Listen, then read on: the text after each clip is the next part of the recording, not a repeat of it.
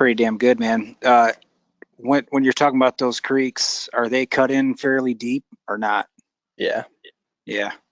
See, I was hunting with my grandpa one time in Missouri, and we were able to pop out on some birds by walking that creek bottom. We I could gotcha. see them. We were up on a little bit higher spot. We could see them, so we kind of snuck into that creek bottom and took it around till we got within shooting distance. And Yeah. peeked up over the top and counted to three, and both busted at them. It was a good time. Yeah. Uh, There's one property that we hunt a lot. We definitely be able to do that, but the creek is essentially the property line, and so we can't gotcha. go to the other side of it. Yeah. Yeah. Yep. That reminds me of Kentucky.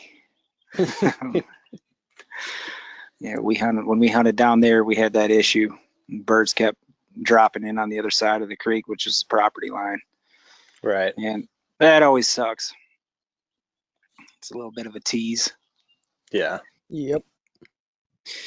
B, why don't you fill us in when you're in that situation specifically? Uh, how often are you able to make a bird cross something like that? A creek or an established fence line, or what are your odds? Um, it kind of depends if they're with other turkeys. I would say, um, very low percentage. But if if you find a tom that's by himself, in the middle of the day, there's a pretty good chance you can, call him through a fence line or get him to fly across the creek.